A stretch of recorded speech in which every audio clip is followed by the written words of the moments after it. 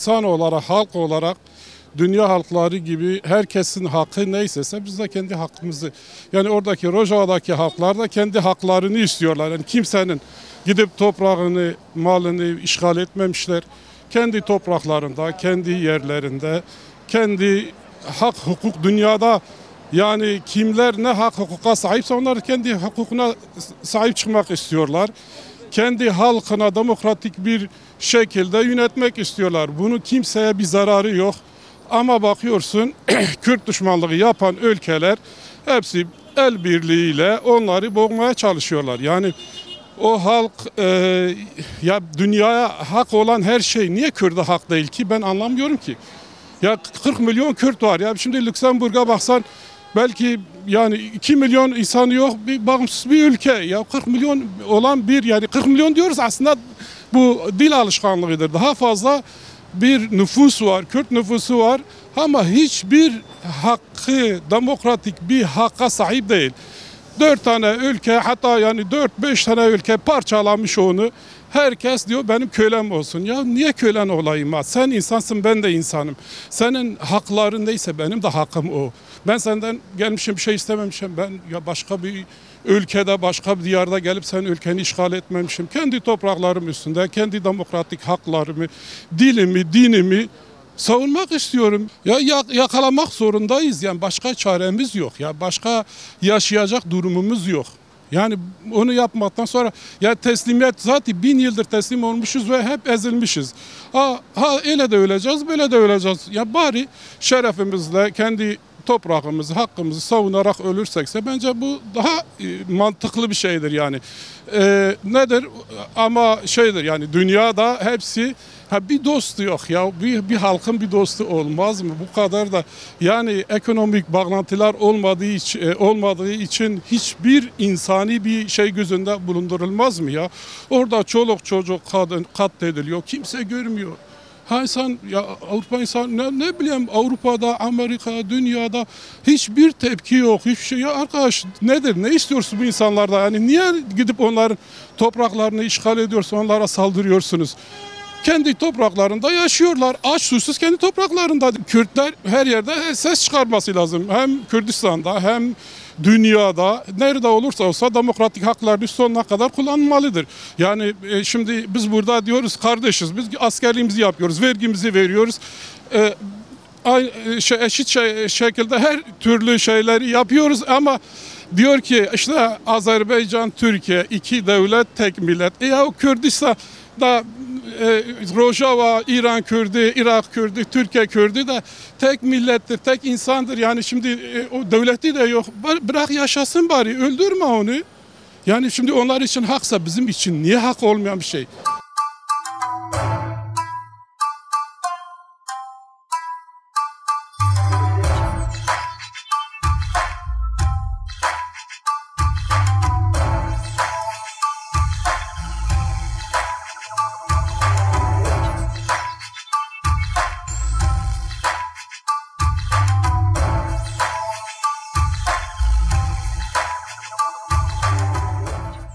Ya ben bir Kürt olarak elbette ciddi bir tepki içindeyim.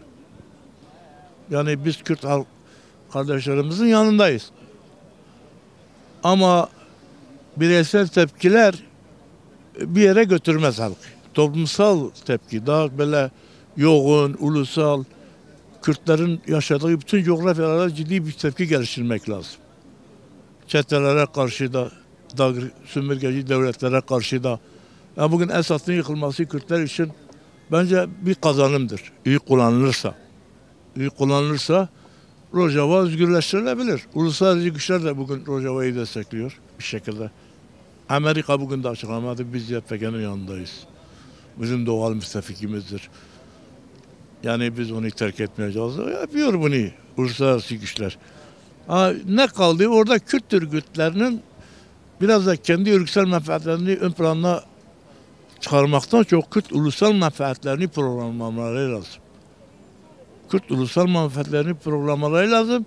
Ve Kürdistan'da bugün hemen hemen bütün parçalarında bir Kürt kazanımı var. Bunu ulusal bir niteliğe düşürmek lazım, bu niceliği. Yani Kürtler bir özne olmalı Orta Doğu'da. Biz daha figüranlığı bırakmalıyız artık. Özne olmalıyız. Oyun bozacak gücümüz var. Bir Kobani olaylarında gördük. Kobani bütün dünya ayaklandı. Ben bile 10 defa ben sınıra gittim Kobani için. Yani biz işte öyle bir ruh, belki onun üstünde bir ruh. Yani bir ulusal kurtuluş ruhu yaratmak lazım. Sorun ortadadır. Sorun Kürt. Bunu gündemleştirmek lazım. Uluslararası kamuoyunda, diyelim yerel kamuoylarında, şehirlerde, kasabalarda, köylerde bunu örgütlemek lazım. Bu örgütlendiği an zaten olay çözülür. Bugün bütün Orta Doğu sıkışmış. Patlayacak balon. Suriye patladıysa Orta Doğu'da bak 3-4 milliyetçilik çarpışıyordu. İşte Türk milliyetçiliği, Kemalizm, işte Basizm, Arap milliyetçiliği, Siyonizm, İsrail milliyetçiliği. Diyelim işte bir de ne var? Bir de Acem milliyetçiliği var. Bunlar bazıları iflas etti. Bazı iflas etti mesela. Asla kıramazlar. Belki biraz geciktirirler ama kıramaz. Mümkün değil. Bu doğanın tabiatına terstir bir defa. Terstir. Yani Türk devleti de bunun farkındadır. Bazı geri adımlar attığını görüyoruz son dönemde. Yani onu aşıyor. Uluslararası sistem dağıtıyor bunu yani Türkiye Cumhuriyeti'ne. Bir de Kürt ulusal mücadelesi de dağıtıyor. Kürt halkının 40-50 yıllık bir mücadelesi söz konusu yani 10 binlerce, 100 binlerce insan öldü. Bunlar öyle boşuna mı gitti? Çok ciddi bir bedel ödedi Kürtler. 4000 köyü yıkıldı. Değil mi yani? 10 binlerce insan faili meşhule kurban gitti. Ya bunlar emektir hep bunlar. Yani bu saatten sonra Kürtlerin geriye adım atma şansı yok. Atarsa zaten 100 yıl daha geriye gitti Kürtler. Ve bu saatten sonra Kürtler kazanımlarını korumak zorundadır. Canları, kanları pahasına korumak zorundadır. Malları pahasına korumak zorundadır. Mevzilerini genişletmek zorundadırlar. Ve bu da olacak. Ben buna inanıyorum. Bütün samimiyetimle inanıyorum. Türkiye Cumhuriyeti'nin yaptığı en akıllı bir şey, çok demokratik bir tavır sergileyerek Kürtlerle uzlaşması, Kürtlerin özgürlüğü, eşit kardeşlik temelinde bir program çerçevesinde bu işi çözmesi. Ben temelim de odur. Yani insanların kanı dökülmesini kimse istemez.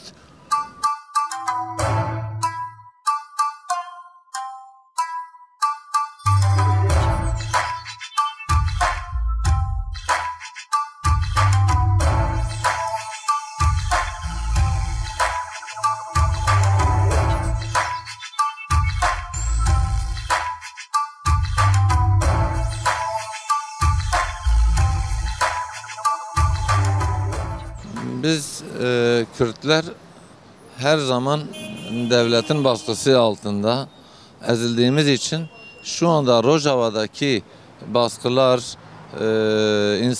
sivil insanların katledilmesi, bu insanların çeteler tarafından yapılması, bu çetelerin kimden emir aldıklarını, kimin parasıyla, kimin silahıyla Kürtlere Rojava'da saldırdıklarını biz Kürtler hepimiz biliyoruz.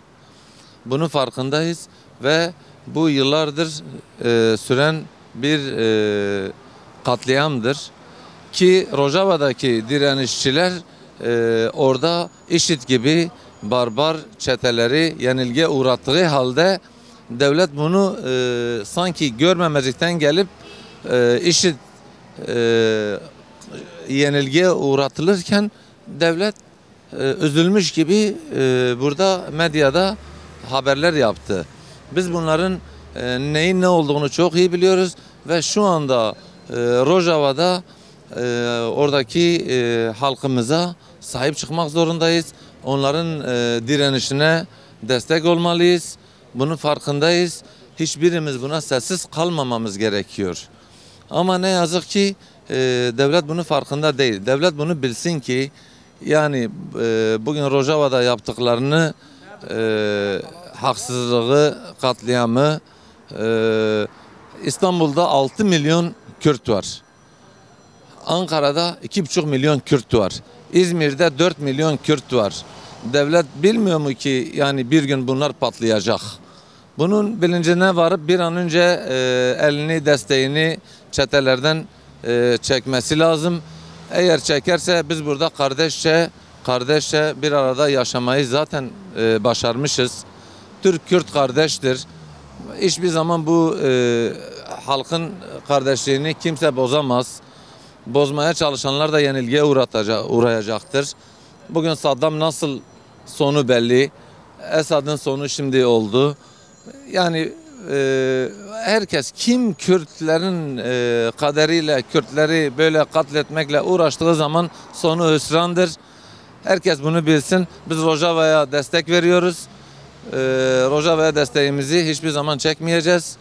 Gün gelirse biz burada en büyük direnişi yapacağız.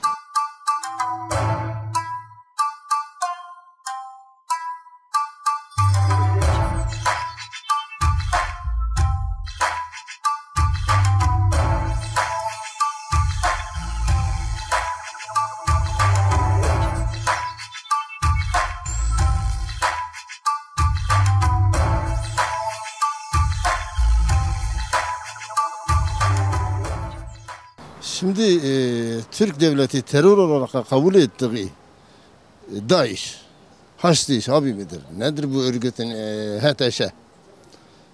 Şimdi kahraman olarak Türk medyasında bize sunuluyor. Biz bunun neyine inanalım bu adamın?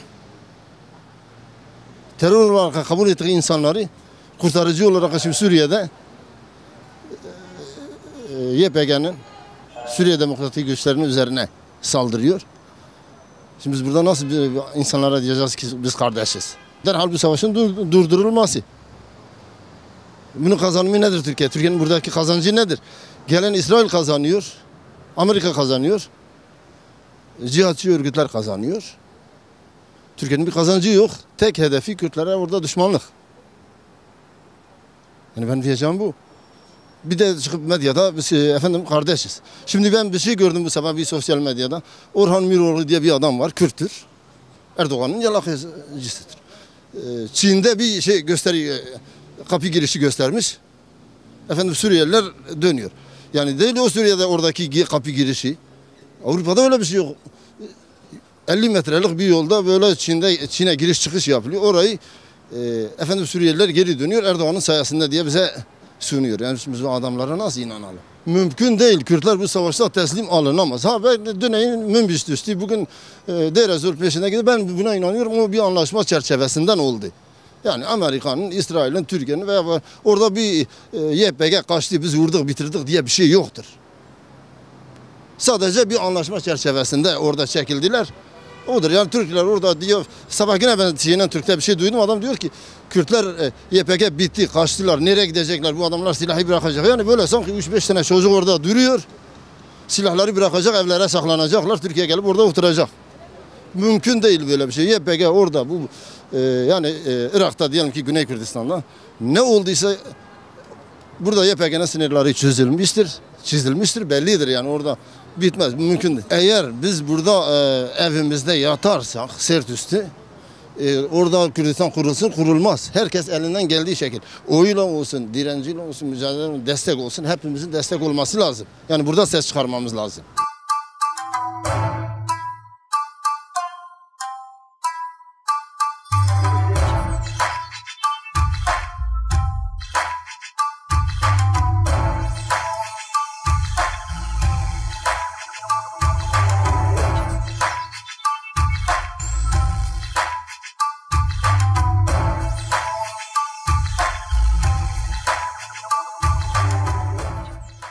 Yani doğru bir yaklaşım değil bu yapılanlar. Hani oradaki herhangi bir Kürt, Arap ya da herhangi bir ırk fark etmiyor.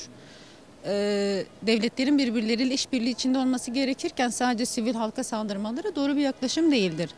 Özeline indiğimiz zaman devletler bazında Kürtlerin kaybı bütün devletlerin kaybı anlamına geliyor. Çünkü bugüne kadar cehalete, geriliğe karşı her zaman Kürtler ilerlemişlerdir. Yani karşı durmuşlardır, savaşmışlardır ve insanlık için de bir umut vaat etmiştir.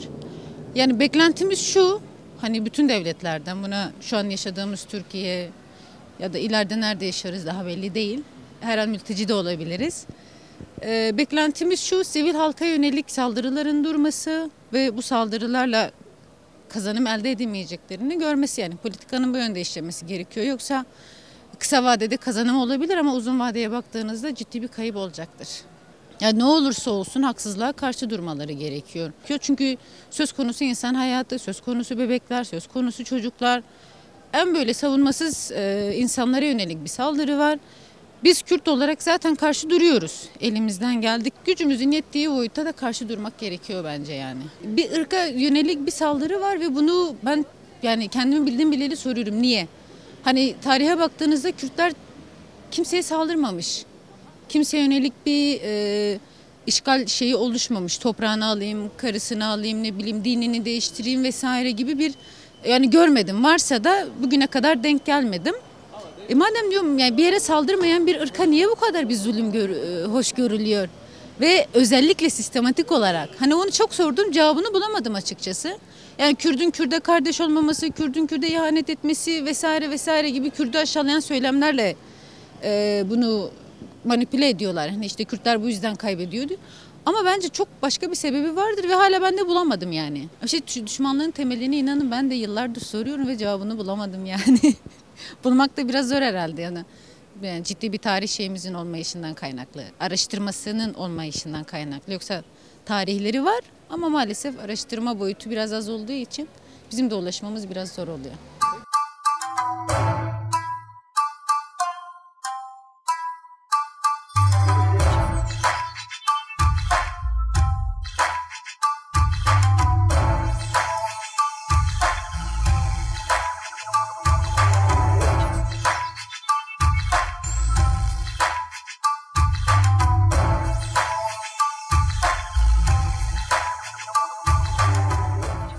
Tabii bu Ateşer'in saldırısı orada tasvip edilmez ama bu belli bir güçlerin güdümünde bu yapılan bir saldırıdır. Yalnız onların güdümünde değil. Tabii bu ABD ve İsrail bu konuda ne düşünüyor onu kimse bilemiyor. Fakat bana göre bu pek fazla devam etmez. Yani kısa sürede yine tekrar eski şeyine dönebilir yani Kürtler. Tabii bunu reddediyoruz. Bir vatandaş olarak bir tasvip etmeyen bir olay. Tabii hepimizi derinden üzüyor. Bu konuda endişe duyuyoruz. Ne olacak? Tabii o belli bir potada potansiyel olarak bu şeyi bir kalıp altında tutmak, bunları tepki göstermek ve bunları o yörede imha etmek. Bunların amaçları o. Yani orada bir oluşum oluşmasın. Bir otonomi oluşmasın. Tamam mı? Yani kendi güdümünde bir devlet kurmak. Amaçları o yani bana göre. Kürtler hiçbir zaman boyun eğmez bana göre. Tabii bu belli bir süreç devam ediyor. Fakat bana göre bu saldırı, bu taarruz hamlesi kısa sürede şeyini eski şeye dönüştürür bana göre inşallah. Tabii bunların amaçları tek vücut, Türkiye'de dahil olmak üzere orada bir otonominin kurulmaması. Yani tabii Irak'ta Kürdistan, Suriye'de bir otonomi, Türkiye'de de eşitlik ilkesini getirmeye öyle bir umut ediyoruz. Öyle bir şeyin olmasını temenni ediyoruz. Buradaki vatandaş yani duyarlı olarak kitlesel, bireysel değil de kitlesel olarak eyleme değil yani tek vücut halinde bu şeye karşı çıkmaları lazım. Yani bir duyarlı vatandaş olarak, yani toplu olarak. Yani bu şeyin kolektif çalışmada yani bu şeylerin böyle bu şekilde olması gerekir. Yoksa böyle tabii duyarsız toplum gittikçe çoğalıyor ama içinde elbette duyarlı insanlar var. O duyarlı insanların da bir araya gelip bu şeye bir tavır koyması gerekir.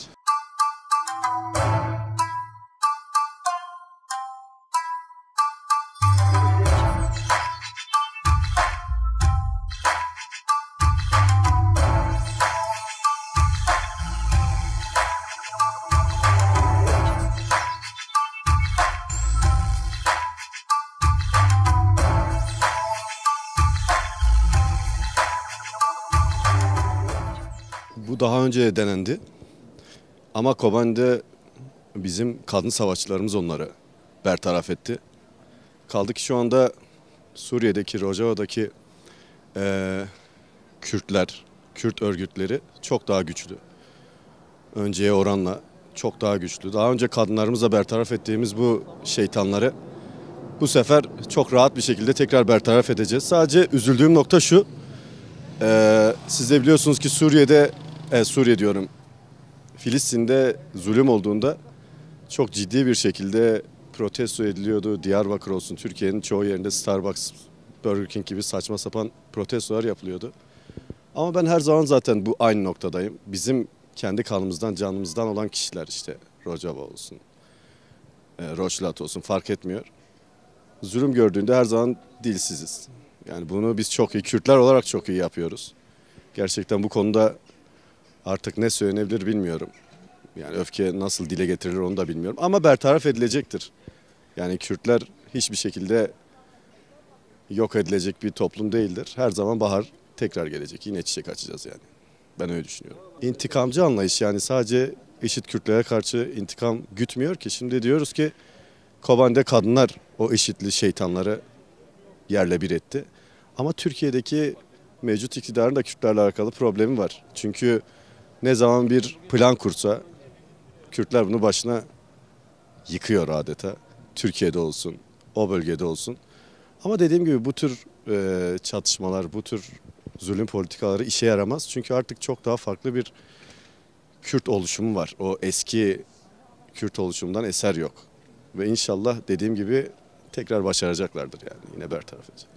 İkinci bir Kobani ruhu kesinlikle oluşturulabilir. Türkiye zannediyor ki hani bu Özgür Suriye ordusunun ilerleyişini kendi başarısı zannediyor ama aslında tuzağa çekildiğini düşünüyorum. Çünkü Özgür Suriye ordusunu oluşturan grupları siz de biliyorsunuz ki eril düşünceli Araplar. Yani hiçbir zaman onlara güvenilmediği gibi yakın zamanda Türkiye'de bunun bedelini ödeyecek. Ve bana sorarsanız yine Türkiye bugün Sayın Abla Öcalan'ın da ilişki kurmak istemesi gibi yarın tekrar orada Kürtlerle ilişki kurmak isteyecek yani. Tıpkı bunu bence yine Devlet Bahçeli çıkıp meclis kürsüsünden söyleyecek. Ben öyle düşünüyorum. Sayın Abla Öcalan'a çağrı var. Gelsin mecliste konuşsun. Çok güzel. Bence çok güzel bir çağrı.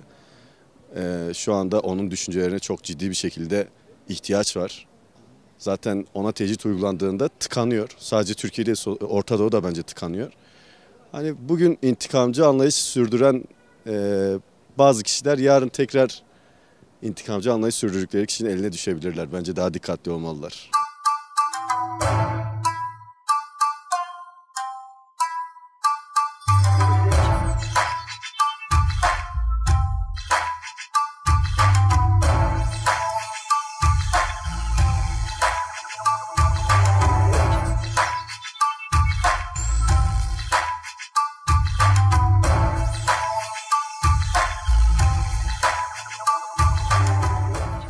...12.000 senedir burası Kürdistan'dır. Kürtler burada yaşıyorlar. Burası Kürdistan'dır. Türkler gelmişler buraya misafir olarak ehlen ve sehlen. Araplar gelmişler ehlen ve sehlen. Farslar gelmişler ehlen ve sehlen. Fakat hadlerini bilsinler. Kürtlerin dinlerini, kültürlerini, hak hukuklarını inkar etmesinler. Ve burayı Kürdistan kelimesinden nefret etmesinler. Çünkü Allah Kürdistan'ı yaratmış. Allah Kürtleri yaratmış. Bir insan Kürdistan'ı inkar ederse Allah'ı inkar ediyor. Allah'ın kanunlarını inkar ediyor. Allah'ın hükmünü inkar ediyor. Allah'ın adaletini inkar ediyor. Onun için biz insanız. Bütün insanlara insan gözüyle bakıyoruz. Bu toprağa gelenler ya hadlerini bilsinler ya da bunlar kıyamet gününe İslam adına, insaniyet adına, hukuk adına rezil, rüsva olacaklar. Bunun için biz bugün bu ortamda istiyoruz herkes gibi insan olalım, herkes gibi hak sahibi olalım. Rojava'da bugün bir durum vardır. Ben yine söylüyorum, Müslüman olan oradaki olan insanlara da Araplara verdikleri hakkı Kürtlere versinler. Herkesi eşit olarak bilsinler. Yoksa Allah-u Teala'nın huzurunda rüsva, reş, rezil olacaklar.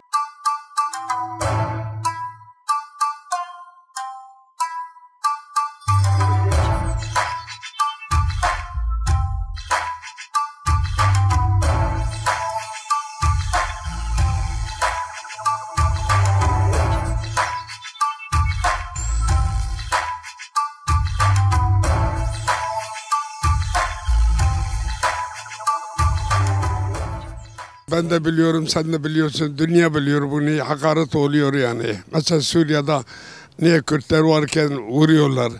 Niye vuruyorlar yani? Onlar da insan değil mi? Herkes bu dünya insanlar için yaratılmış Allah-u Teala. Yani bu hakarettir zaten. Nedir ki Suriye zaten bir hakarete uğramış, ondan sonra hakareti üstüne gelmiş. Yani bu hakarettir, bu zulümdür yani. Ben bunu biliyorum. Bu kadar bildiğim var.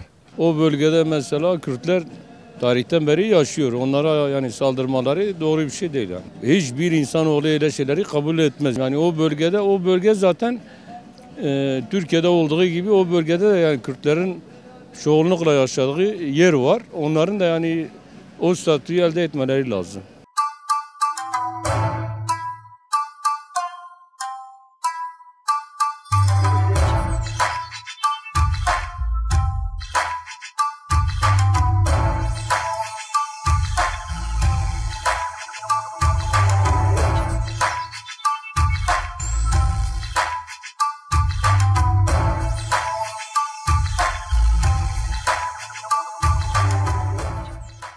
Yani biz Kürtler bir türlü bir olmuyoruz. Biz bir olmadığımız için zaten sürekli bile hem Irak'ta olsun, hem Suriye'de olsun, hem Türkiye'de olsun. Yani o yüzden sürekli mesela biz şey altındayız, böyle zulüm altındayız. Biz birbirimizi tutmadığımız için, eğer biz birbirimizi tutarsak ya da daha mantıklı bir şekilde hareket edersek inşallah biz bu zulmün karşına çıkabiliriz. Hani hükümet ilk başta mesela açık ve net bir şekilde söylüyorum, korkmuyorum da yani bu hükümettir. Hükümetten başka hiç kimse değildir. Sadece hükümet kılık değiştiriyor. Şimdiki koltukta oturan, en yüksek koltuktan oturan kişilerdir. Sürekli böyle şey değiştiriyor. Yani Türkiye'deki şu anda siyasete getiren Hüdapar dahi olmak üzere zaten onlar Hüdapar'a daha önce bağlıydı. Hüdapar mesela bağlı olduğu için Hüdapar siyasete girdiği için şimdi hükümet ayrıyetten mesela onlara destek veriyor zaten. Biz bunu biliyoruz. DAEŞ'e verdiği gibi. Şimdi onlara da veriyor. Onu biliyoruz. Yani hükümettir. Başka bir şey demiyorum.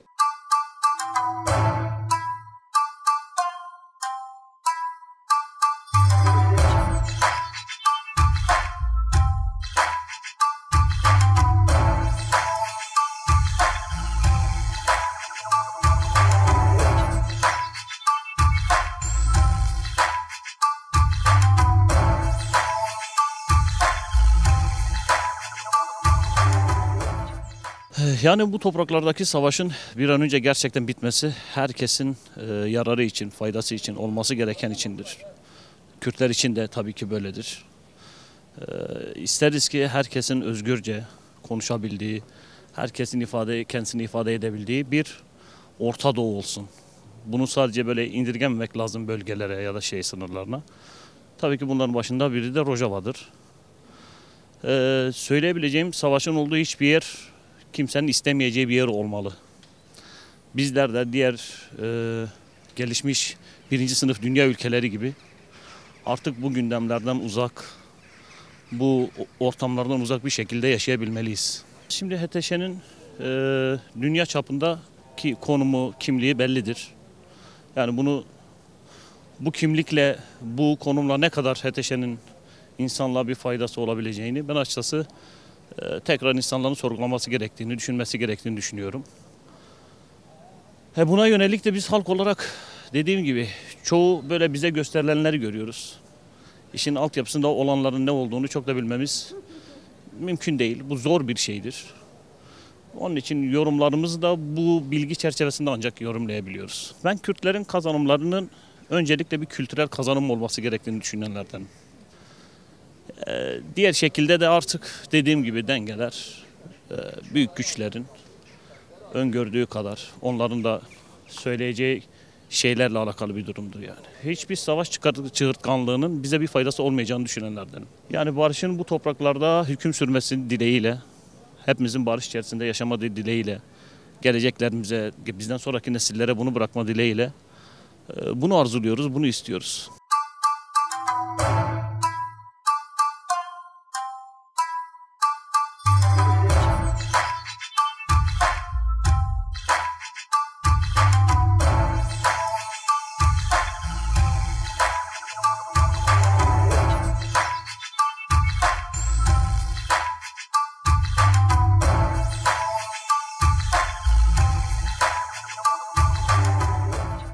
Rojava günahtır, günah. Yazıktır bu insanlara. Kürt halkına yazıktır. Kürtler mahvoldu. Yazıktır bu insanlara. Analarına, babalarına yazıktır. Bu zulüm bitsin. Yeter artık. Bu insanlar olduğu müddetçe Kürtler vazgeçmezler kendi halkında. Hiçbir zaman vazgeçmezler. Aynı tek parçadır Kürt. 4 parça da aynıdır. Bir zamanlar 4'e böldüler bunu. Ama yeter artık. Birleşsinler Kürtler. Kürtler başta birleşsinler. Karşı çıksın bu Erdoğan'a karşı. Aynı sonuç, hepsi aynı olur sonuç. Hep aynı. Onun, Saddam'ın, bunların hepsi sonu. Onlara hep Kürtlere zulüm ettiler. Hepsi de sonuçları görüyorsun. Sonuçları hepsi budur. Er geç bu olacaktır. Hani sonu yoktur. Kürt halkı mazlumdur, yazıktır. Türklerle aynı yerde savaşmışlar. Çanakkale'den, Maraş'tan, Urfa'dan hepsi aynı beraber savaştılar. Bu devleti kurtardılar. Kürtler olmasaydı hep yine Türkiye parça parça olurdu. İngilizler, Fransızlar hepsi almıştılar buraları. Ama Kürt halkı direndi, kendi gücüyle direndiler. Aldılar onları da.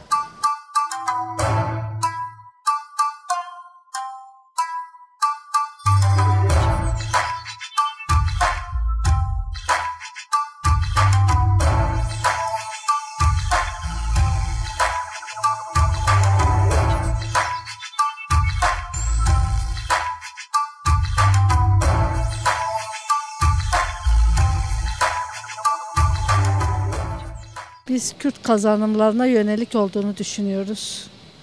Orada bir demokratik bir yapılanma var ve toplumsal olarak tüm halkların kendini yönetebileceği bir yapılanma var ve ona yöneliktir. Kürt kazanımlarına yöneliktir. Kadın kazanımlarına yöneliktir. Öyle düşünüyoruz. Kürtler Rojava'yı sahiplenmek için birlik olmalı. Birlikte hareket etme, birlik olmalı. Kendi kazanımlarını korumalı. Ve biliyorsunuz Kürt kadın kazanımları savaşı dünyada da örnek oldu. Gerçekten büyük bir mücadeleydi. Birlik olup daha güçlü bir şekilde cevap verme.